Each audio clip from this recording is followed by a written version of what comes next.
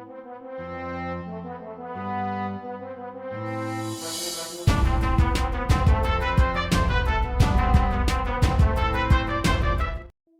पिछले एपिसोड में आपने देखा कि रूडियस के मन में सिर्फ फिट्स छाई होती है और वहीं एरियल और ल्यूक फिट्स को रूडियस के सामने जाकर अपनी सच्चाई बताने का प्लान बता रहे होते हैं, जिसके बाद फिट्स रूडियस को एक गुफा में ले आती है और बता देती है कि वही सिल्फी है।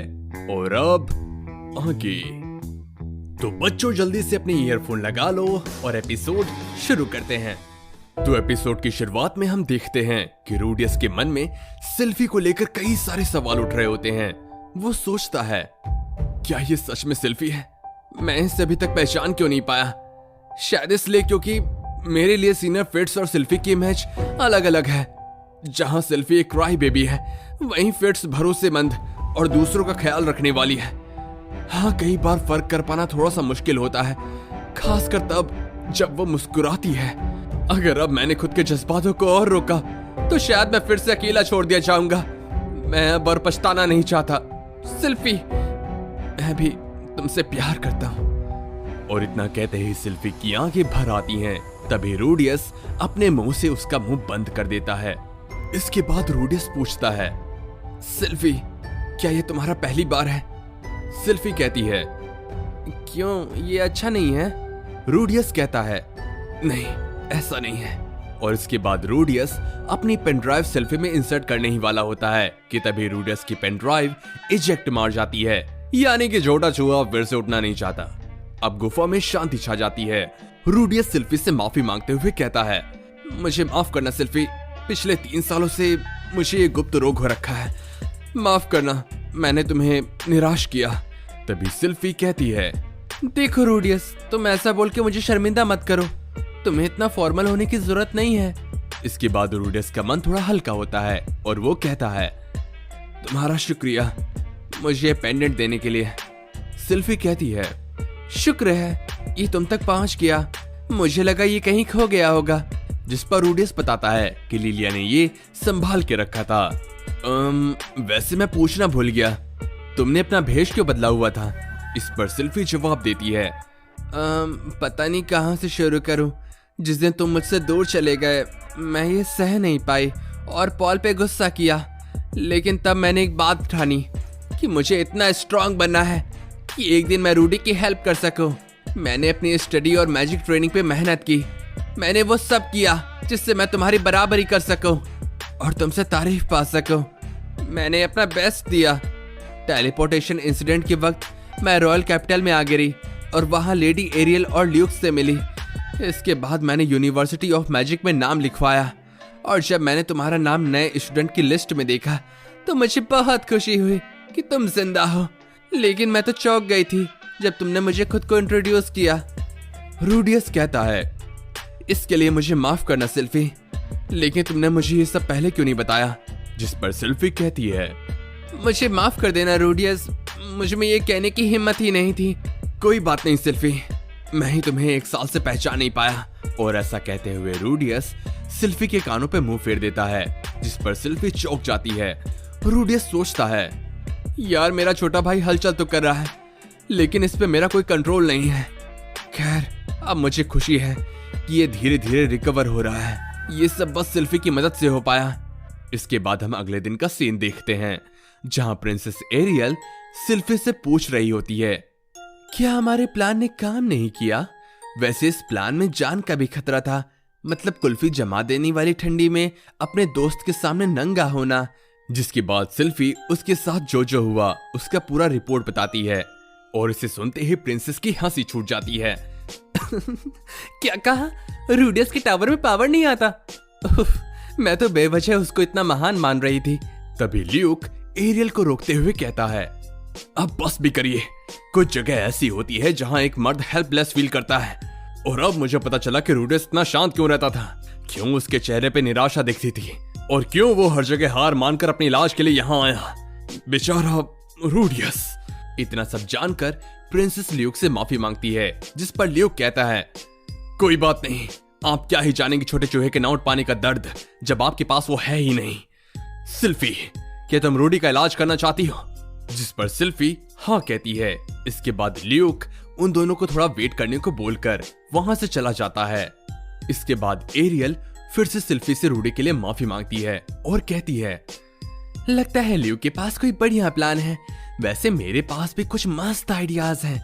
देखो, पहले तुम उसे दारू पिलाकर टन कर देना और फिर तुम कहना आज कितनी गर्मी है और अपने कपड़े को धीरे से उतारना। और इतने में ही वहां पे ल्यूक आ जाता है और वो ये सब सुनकर कहता है, क्या बेवकूफी है इतनी ठंड में ये कहना कि मुझे गर्मी लग रही है। देखो, शुरुआत में ही सिल्फी की बॉडी से उसे एक्साइटेड करना थोड़ा सा मुश्किल है। ये सुनते ही सिल्फी निराश हो जाती है। तभी ल्यूक आगे कहता है, लेडी एरियल, देखिए, ग्रे रैट की फितरत ही यही है कि वो बड़े बड़े संतरों को देखकर एक्साइटेड हो जाते हैं, लेकिन हमारी सिल्फी के पास तो बस छोटे छोटे अंगूर ही हैं। ये सुनकर सिल्फी की बची कुची हिम्मत भी टूट जाती है। तभी ल्यूक एक बोतल जैसी चीज को सामने रखता है और कहता है, ये है प्रेम काढ़ा, या कहूं तो टावर में पावर लाने वाला लव पोशन। मैं इसे फिटोवा रीजन से लाया हूं। अब ये ज्यादा नहीं बचे, इसलिए इसकी कीमत बहुत ज्यादा है, 100 सोने के सिक्के। मैं इसे बेचकर अपने खर्चे निकालना चाहता था, लेकिन तुम्हें इसकी ज्यादा जरूरत है। लेकिन मुझे इतनी महंगी चीज लेते हुए अच्छा नहीं लग रहा। चिंता मत करो सिल्फी, तुम इसे रख सकती हो। पहली बार जब किसी मर्द पे इसका इस्तेमाल होगा तो वो अपना होश खो बैठेगा। तुम खुद भी ये ले सकती हो। इसको पीते ही सामने वाले पर्सन के लिए जज्बात जाग उठेंगे और बस उसे दबोचने का मन करेगा। और हाँ, थैंक्स की कोई जरूरत नहीं, वैसे भी तुमने कई बार मेरी जान बचाई है। तभी प्रिंसेस एरियल भी उठकर वहां आती हैं और कहती हैं, मेरे पास भी तुम्हें देने के लिए कुछ है। और वो सिल्फी को 2 गोल्ड कॉइंस देती हैं, जो कि उसके पर्सनल खर्चे के लिए थे, जिस पर सिल्फी उन्हें थैंक्स कहती है। बारिश का माहौल है, माता संभोग के लिए उत्तेजित है और रूडियस के कमरे के बाहर खड़े होकर अपने मन में सोच रही है, मेरे पास लेडी एरियल की दी हुई पैंटी है और ल्यूक का दिया हुआ लव पोशन, तो अब मैं तैयार हूँ। इसके बाद सिल्फी एक लंबी सांस लेते हुए कहती है, हे मेरे स्वर्गवासी माँ और बापूजी, आज तुम्हारी बेटी कुंवारी नहीं रहेगी। और फिर वो दरवाजे पे दस्तक देती है। सिल्फी के माई बाप जो ये देख रहे होंगे स्वर्ग से, वो क्या सोच रहे होंगे, कोई शर्म लाज है कि नहीं, घपा घप करने जा रही है और हमें याद कर रही है। ये कोई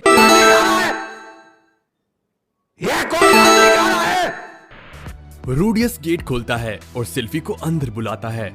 सिल्फी कुंडी लगाने लगती है, जिस पर रूडियस पूछता है, क्या हुआ?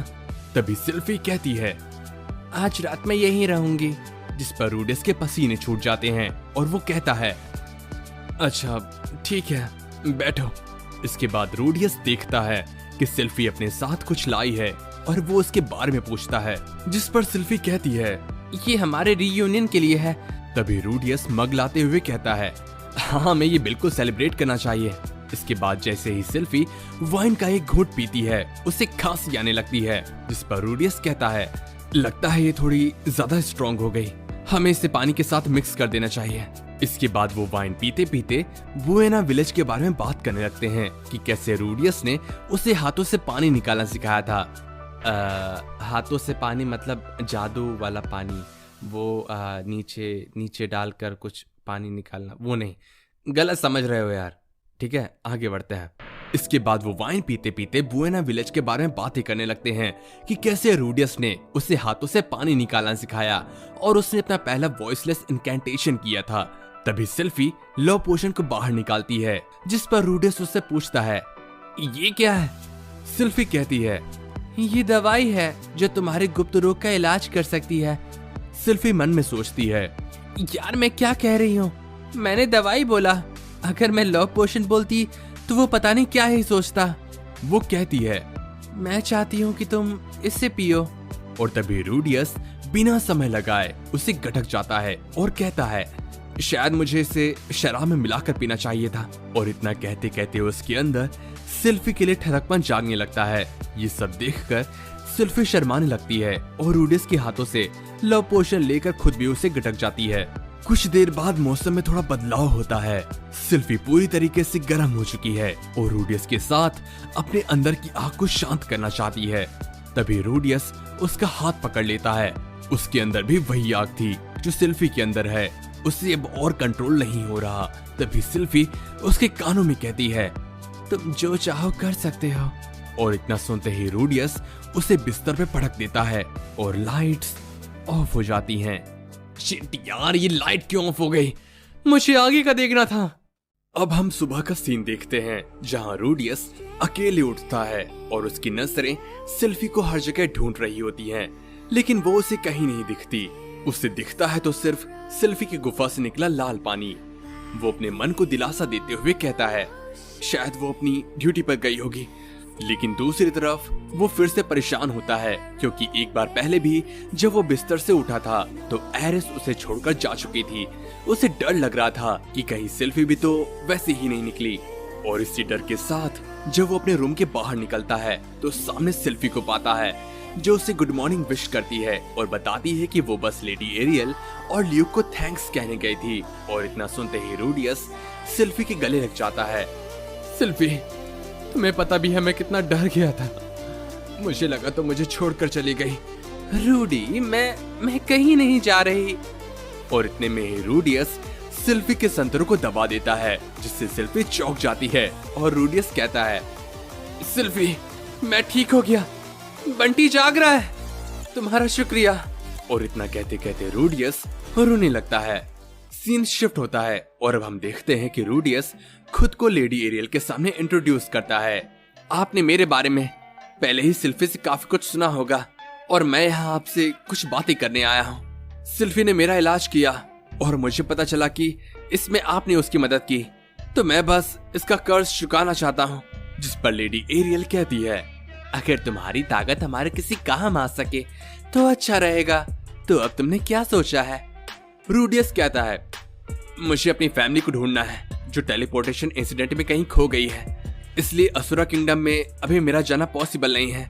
जिस पर लेडी एरियल कहती है हाँ बिल्कुल, हम वो बाद में कर लेंगे, फिलहाल तुमने आगे का क्या सोचा है? रूडियस कहता है माफ कीजिएगा, मैं समझा नहीं। एरियल कहती है अच्छा, तो तुम अब ठीक हो गए हो तो अपनी फैमिली को ढूंढने चले जाओगे और सिल्फी को यहीं छोड़ दोगे? रूडियस कहता है नहीं, मैं सिल्फी से शादी करूंगा। और ऐसा सुनते ही वहाँ खड़े ल्यूक और सिल्फी चौंक जाते हैं। तभी ल्यूक सिल्फी को आगे धक्का देता है और सिल्फी रूडियस से शर्माते हुए कहती है रूडियस प्लीज मेरा ख्याल रखना। इसके बाद एरियल कहती है सिल्फी ग्रे रैट, तो अब जब तुम रूडियस की वाइफ बनने वाली हो तो तुम्हें ये भेष बदल कर रहने की जरूरत नहीं है, एक औरत की तरह जियो। बदले में रूडियस, मैं तुम्हारा नाम अपने फायदे के लिए यूज करूंगी और हाँ, तुम भी मेरा नाम अपने काम करवाने के लिए यूज कर सकते हो। इसके बाद सिल्फी प्रिंसेस एरियल के दिए हुए ग्लासेस को उन्हें वापस कर देती है और ल्यूक और एरियल को थैंक्स कहती है। तो इसी के साथ ये एपिसोड और ये सीजन 2 का पार्ट 1 यहीं खत्म होता है। इसका अगला पार्ट अप्रैल 2024 में रिलीज होगा। तो हाँ जी बिल्कुल, आपको इसी चैनल पे वो देखने को मिल जाएगा। बाकी आपको ये एपिसोड कैसा लगा हमें बताना मत भूलिएगा। अच्छा, मुझे ना इस एपिसोड में ये चीज काफी सही लगी ल्यूक को लेकर कि भले ही पूरे सीजन वो रूडियस से चिढ़ता रहा, लेकिन जैसे ही उसे पता चला कि उसके भाई को गुप्त समस्याएं हैं तो तुरंत वो उसकी साइड हो गया और इलाज करने के लिए लव पोशन ले आया।